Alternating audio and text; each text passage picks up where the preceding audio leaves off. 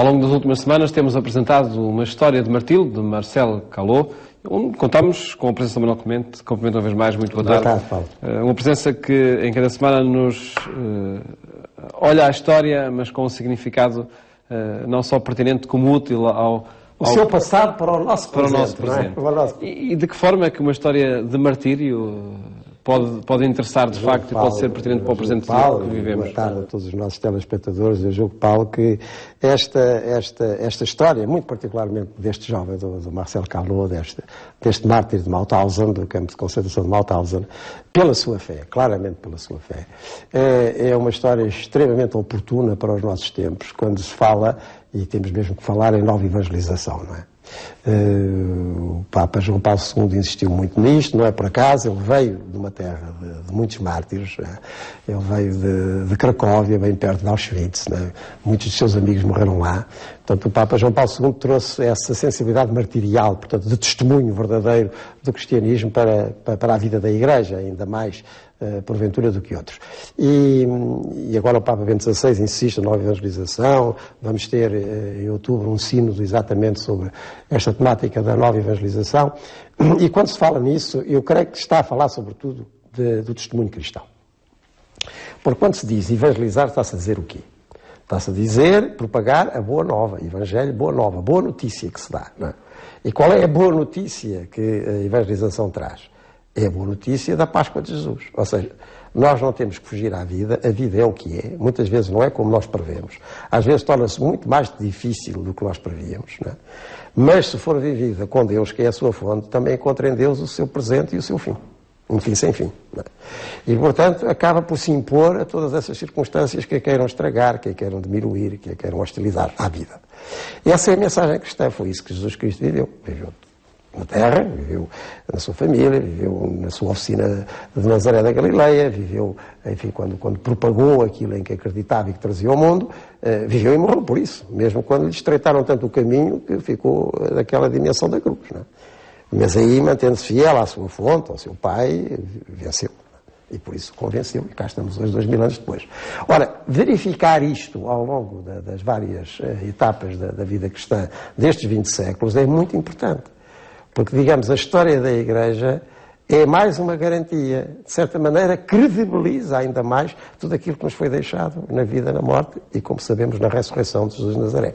Ora, verificá-lo num jovem francês de 23, 24 anos, aqui tão perto de nós, Segunda Guerra Mundial, como ele consegue manter essa liberdade interior, que é autenticamente a vitória da fé, como diz um texto do Novo Testamento, esta é a vitória que vence o mundo, a nossa fé. Não é? Mas vê-lo assim, ouvi-lo, pôs testemunhos de quem o conheceu. Não é? É muito estimulante e creio que é o verdadeiro conteúdo da nova evangelização. O mundo de hoje não se vai converter, como nunca se converteu, com palavras. Não se vai converter com grandes espetáculos que nós possamos fazer. Agora, todos nós nos convertemos, não estamos fora desse mundo que também precisa da nova evangelização, todos nós convertemos perante factos que são ali, irrecusáveis, como manifestação de vida, de liberdade interior, como afirmação de uma humanidade plena. Né? E por isso é tão interessante essa nossa história do Marcel Callot. É interessante a história dele, para nós, né? Nesse sentido, nossa também. Então vamos aos últimos momentos de Marcel Callot, como foram felizmente guardados por um militar francês que também lá estava prisioneiro e que assistiu a esses momentos. E eu vou pedir ao Paulo para ler, como aliás também depois a alusão que João Paulo II lhe fez a Marcel Callot na sua beatificação em 1987. Muitas vezes os doentes caíam no buraco da latrina e aí morriam. Foi o que quase aconteceu a Marcel. Contudo, Thibaudot, um coronel francês, também prisioneiro, viu e, como não havia guardas por perto, puxou e levou de regresso para a casa. Fez um chá de casca de carvalho para lhe aliviar a desinteria. Quando voltou para ele, Marcelo estava a morrer e já não conseguia beber ou falar. Mais tarde, Thibaudot afirmou: "Sou um velho parpaiô. Vi milhares de prisioneiros morrerem, mas fiquei impressionado com o olhar de Marcel Callot, porque nele havia algo de verdadeiramente extraordinário. Foi uma revelação para mim. O seu olhar exprimia a convicção profunda de quem ia ao encontro da felicidade plena. Era como um ato de fé e esperança numa vida melhor. O culto de Marcelo Calot está fortemente implantado na Alemanha, onde é considerado um dos intercessores pela nação onde sofreu o martírio. Como tal, ele já não é apenas uma lembrança, mas aquele que cura as lembranças. Quando, em 1987, o Papa João Paulo II beatificou solenemente Marcelo Calot, proferindo as seguintes palavras: toda a sua vida se tornou uma Eucaristia. Aludia a uma morte como consumação de toda uma vida de oblação, identificando Marcelo com aquele que rezou na cruz pelos seus inimigos.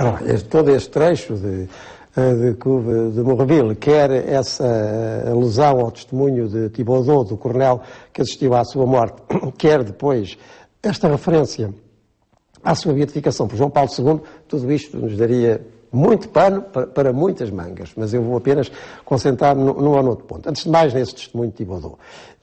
Portanto, estamos com um oficial francês, que também está prisioneiro e que assiste, não digo por acaso, mas por providência, certamente aos últimos momentos de Marcel Calot. Ele estava lá então no campo de concentração, havia uma latrina, portanto, uma fossa de dejetos, onde, enfim, os prisioneiros iam fazer como podiam, as suas necessidades, mas que era uma coisa extremamente precária, tinham que se agarrar num varão, muitas vezes já sem forças como eles estavam, que iam, e morriam lá, nessa fossa de dejetos. O Thibaudot reparou nisso e, como não havia nenhum guarda por perto, porque eles não podiam auxiliar outros prisioneiros, não é? Conseguiu tirá-lo de lá e assiste então a esses últimos momentos, leva-o para casa, para aquele sítio e vai-lhe preparar um chá porque para aliviar até a sua desinteria.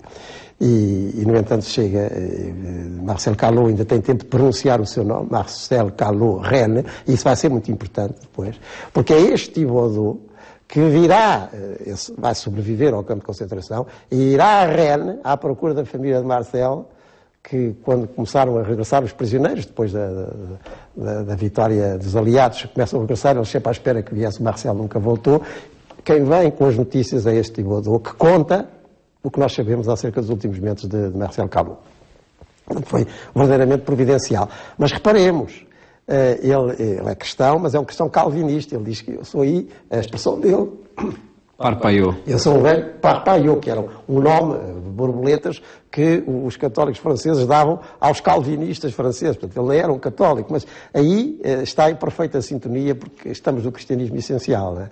E esse aceno à ressurreição, porque ele diz: eu vi morrer tanta gente durante a guerra, e, enfim, as lutas em que ele também esteve, o Thibaudot, mas nunca vi ninguém morrer assim, com um olhar tão cheio de certeza, como se isso fosse invisível. Portanto, é claramente um aceno da ressurreição.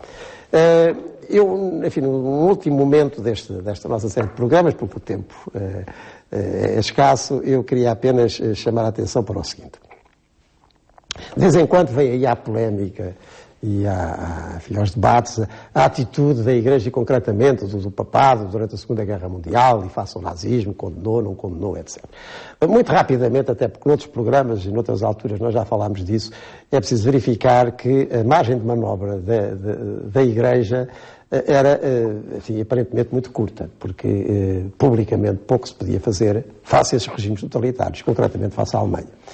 Até porque qualquer protesto mais claro que o Papa fizesse em Roma, né, repercutia-se imediatamente nas condições em que estavam os prisioneiros ou as populações católicas dos territórios ocupados pelos nazis. E, portanto, o Papa, nesses termos de pronunciamentos, pouco podia fazer. O que o Papa Pio XII fez foi impulsionar, tanto quanto pôde, quer em Roma, quer na Alemanha, quer em todo o lado, redes de apoio, enfim, acobertando gente que fugia, até passando para territórios fora do nazismo. Nesse aspecto foi importantíssimo o papel do então representante da Santa Sé na Turquia, o Roncalli, que será o futuro João XXIII, na passagem de judeus pela Turquia, Roma e Israel.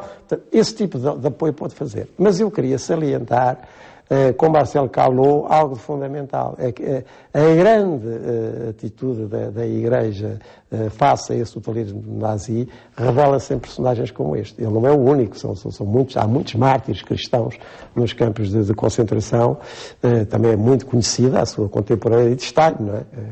Essa judia que se tinha convertido ao catolicismo e tornado carmelita, e que também vai morrer num campo de concentração por essa altura, e também pela sua fé, e também com sentido de missão, até junto dos seus irmãos judeus também. Portanto, são muitas atitudes como estas, e todos que têm sido recentemente beatificados e canonizados, vítimas desses totalitarismos, no caso da Alemanha, mas podíamos falar de outros, e que pela sua liberdade interior criaram oásis de eternidade em tempos tão drásticos e tão fugazes. Não é?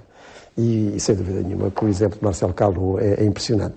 E até por isso que diz, depois o texto a acabar, que o Paulo leu, porque ele continua a ser muito venerado pela própria Alemanha, porque ele conseguiu, como muitos outros na Alemanha, alemães também, alguns católicos, sinceros, cristãos, até de outras confissões, manter uma liberdade de espírito onde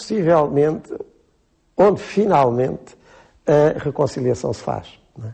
E isto ultrapassa-se tudo aquilo que nos divide da mesquinhez humana, e ultrapassa-se por um excesso de dom, por um excesso de caridade, por uma oblação, pela tal vida transformada em Eucaristia, como João Paulo II dizia na homilia da sua beatificação. Nesse sentido, a vida de Marcel Calot é do que há mais estimulante do que pode ser um jovem cristão em qualquer tempo, e sobretudo nos tempos que precisam de ser refeitos. Também nos de hoje, onde as contrariedades não têm, enfim, em nada se compara com este tipo de contrariedades que ele viveu, não é? Pelo menos aqui na Europa, não é? Aqui na Europa, sim. Aqui na Europa que nós conhecemos mais perto. Mas sempre um grande hino à liberdade humana, como ela se consegue a partir de Deus. Sr. Manuel, voltamos 2 ou 8 dias, por certo, para outros hinos à liberdade humana e à história do cristianismo que apresentamos nesta rubrica O Passado Presente aqui em cada semana, sempre com o Dom Manuel Clemente no programa Eclésia.